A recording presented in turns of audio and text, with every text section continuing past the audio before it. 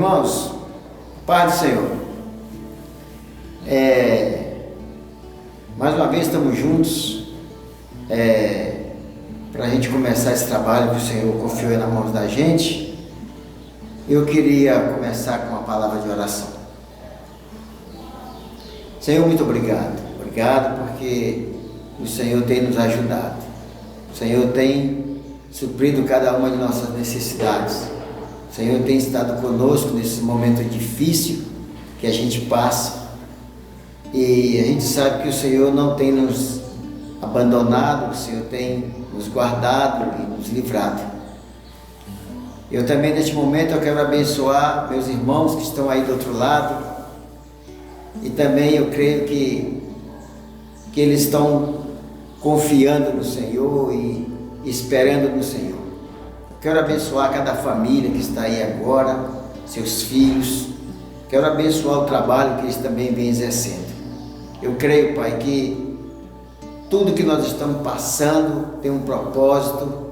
Tudo que nós estamos passando, o Senhor tem um plano. E a gente te agradece porque a nossa fé ela continua firme e inabalável no Senhor. Então eu abençoo meus irmãos, cada um, em nome de Jesus.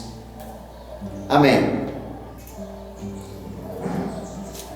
Irmãos, eu tenho uma mensagem do Senhor nesta tarde, que vai chegar para vocês aí à noite, amanhã. Eu sempre quando vou trazer a mensagem do Senhor, eu peço direção. Todas as vezes é assim. E mais ou menos uns 15 dias atrás eu estava precisando que o Senhor me desse uma direção sobre a mensagem de hoje. E eu quero contar para vocês mais ou menos como é que foi. Então, eu estava indo para Manaus, eu creio que de férias. E chegando lá no aeroporto, e a gente sabe que os parentes e amigos vêm encontrar com a gente, e lá veio os meus amigos lá e me cumprimentando aquele negócio, e esses amigos hoje eles já têm seus filhos, e um desses meninos lá, mais ou menos de 8 anos aproximadamente, lá junto com o pai, eu pergunto para esse filho, não é? Ô meu filho, como é que você chama? Aí ele falou, eu me chamo Mateus 5,2. Mateus 5,2 você chama? Eu achei interessante aquele negócio no sonho que eu estava tendo. E pela manhã eu acordei, falei com a Eliane isso e fui pesquisar Mateus 5,2 e entendi que era essa mensagem que o Senhor queria que eu compartilhasse com meus irmãos. E é um texto bastante conhecido, mas não quero falar propriamente desse texto, que é Mateus 5, vocês vão ver lá, mas é algo que está lá em Mateus 5,2, entendeu? Então vamos lá abrir nossas Bíblias em Mateus 5,2, ele fala do Sermão do Monte, mas eu quero falar propriamente do versículo 5,2, e você vai ver, mas 5,2, quando você lê agora comigo, você vai dizer, mas só isso? Eu também quando eu abri pela manhã e vi só isso, mas quando você vai garimpando, você vai pesquisando, você vai ver que tem muita coisa em Mateus 5,2. Vamos lá? Mateus 5,2. Mas eu quero ler o contexto do 1 primeiro também. Vendo Jesus as multidões, subiu ao monte, e como se assentasse, aproximaram os seus discípulos, e ele passou a ensiná-los, dizendo, o nosso texto é o versículo 2, e ele passou a ensiná-los, dizendo, E eu não quero falar das bem-aventuranças, mas eu quero falar um pouco do que esse Jesus está dizendo. Nós temos aqui no salão hoje um irmão abençoado, está com a gente aqui, e ele é minha referência, está aqui na minha frente.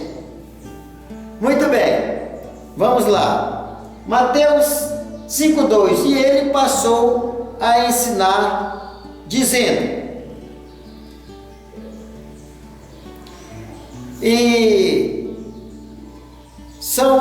Eu queria falar sobre essa afirmação. E ele passou a ensinar, dizendo. Vejam que no versículo de João 6,35, ele está dizendo, são afirmações. Eu queria falar sobre algumas afirmações desse Jesus que está nos ensinando nessa tarde. João 6,35 fala: eu sou o pão da vida, aquele que vem a mim nunca terá fome, e aquele que crê em mim nunca terá sede. Esse Jesus, ele está afirmando aqui nesta tarde, que ele é o pão da vida. Mas eu queria que vocês analisassem a questão dessa afirmação que ele fala: eu sou. Vocês lembram dessa afirmação de eu sou lá no Êxodo? Que quando Deus fala para Moisés, vai lá no Egito e fala com o faraó para que ele libertasse o povo de Israel do Egito. E Moisés indaga com ele a seguinte: se eu for lá e falar com ele, ele me perguntar, quem é que está mandando você sair com o meu povo do Egito? E Deus fala para ele assim: o eu sou me enviou a vós outros. Então aqui a afirmação de Jesus aqui, já no Novo Testamento, ele está claramente dizendo que eles são um. Jesus e o Pai são um. Eu sou agora o pão da vida. Lembre-se que lá no deserto, o pão que veio do céu foi o pão maná. O maná veio do céu, mas agora Jesus diz que ele é o pão da vida, o pão que desceu do céu, propriamente dito. Esse Jesus. Agora interessante, aquele que vem a mim nunca terá fome, aquele que crê em mim nunca terá sede. Irmãos, eu queria parar um pouco aqui nesse texto e dizer o seguinte: como eu falei no início, nós estamos passando por um momento difícil, que a gente está em casa, que é de quarentena, a gente não está tendo essa comunhão na igreja, uns com os outros, e vendo a necessidade aqui um dos outros, sentir a presença um do outro, e a gente corre um sério risco, irmãos, de a gente esquecer disso, de a gente ir até Jesus, aquele que vem a mim. Outra coisa, aquele que crê em mim. Então corremos o risco de não ir mais a Jesus, de não crer também mais nele, e corremos o risco de esses dois fatores fazer com que a gente abandone a nossa fé. E eu creio que não está acontecendo isso com vocês, não, mas eu creio que nós estamos correndo esse risco, porque estamos num momento muito difícil, mas a questão é, se eu não tenho os meus devocionais, se eu não tenho a leitura da palavra, se eu não tenho um momento de oração, eu vou esquecer de crer nele. Aí corre o risco também de nós buscarmos em outras fontes. Igual eu falei, não é isso que está acontecendo com vocês. Corremos esse risco. No versículo 36 de João 6, existe aqueles que não creem em Jesus e nem nos seus ensinos. Tem esses também que não creem. Como já falei, não é o nosso caso. No 37, todo aquele que o Pai me der virá a mim, e quem vier a mim eu jamais rejeitarei. Irmãos, eu quero dizer um negócio aqui para vocês. Nós que já fomos até Jesus, nós que estamos junto com Ele, a promessa é que Ele jamais nos abandonará. Ainda que nós estamos passando um momento muito difícil, mas Ele não nos abandonou. Ele está nos olhando, Ele está nos observando, Ele sabe cada passo que nós estamos passando, cada dificuldade que nós estamos encontrando, e Ele não vai nos abandonar, não nos abandonar. E no versículo 38, Ele nos dá uma razão pela qual Ele desceu do céu. Ele desceu do céu para fazer a vontade do Pai, ou seja, daquele que o enviou. E qual que é essa vontade que Ele veio fazer? No 39 ele fala que é para que nenhum daqueles que foi até Ele pereça, mas Ele quer nos ressuscitar no último dia. Irmãos, a vontade do Senhor para nós é de estar junto conosco. Ele não desceu do céu à toa. Ele veio para estar conosco, e que nós também vamos ressuscitar com Ele no último dia. Essa é a promessa dos ensinos que Jesus tem.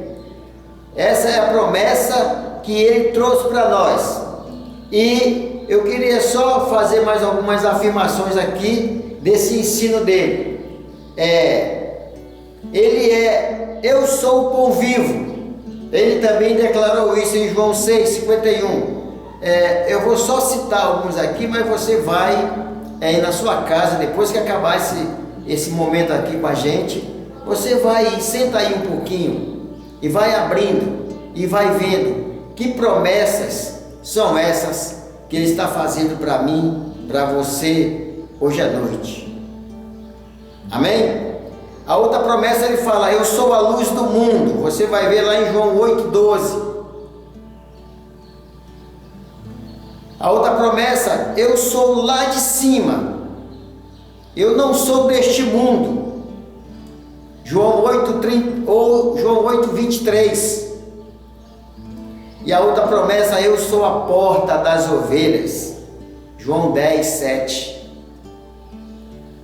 E eu sou o bom pastor. João 10:11. Eu sou a ressurreição e a vida.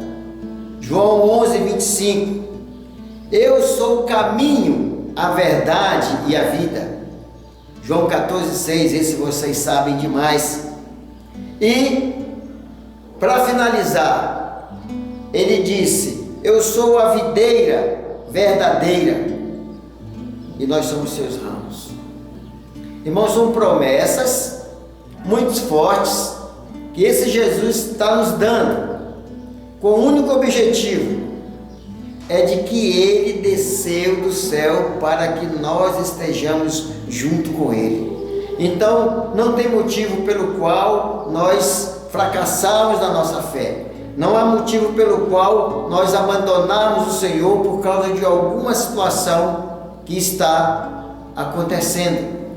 E eu queria só finalizar com vocês um texto que está em Isaías, que a gente sabe que a história de Isaías, ele foi martirizado. A gente sabe que a história fala que ele foi cerrado ao meio. Agora não se sabe se foi na vertical ou na horizontal. Eu espero que tenha sido na horizontal, porque na vertical é muito triste. Mas aqui, o que está em questão é que ele continuou firme, mesmo sabendo que iria ser martirizado.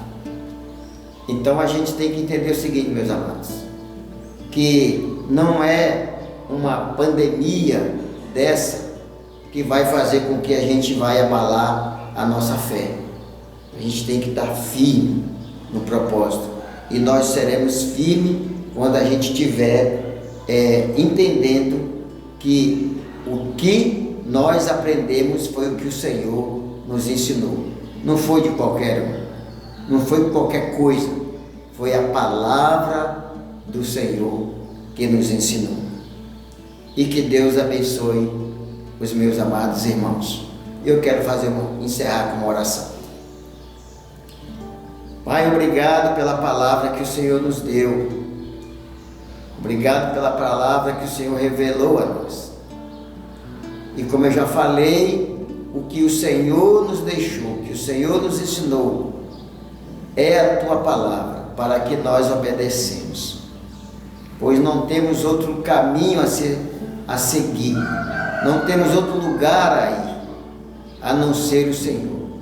Então a minha oração para com meus irmãos e para mim mesmo é que o Senhor fortaleça a nossa fé, o Senhor dê ânimo para a gente continuar nessa caminhada, Senhor.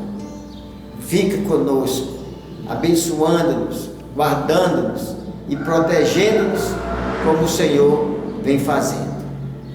E que a graça e a paz do Senhor Jesus Cristo esteja com todos nós, hoje e para todo sempre.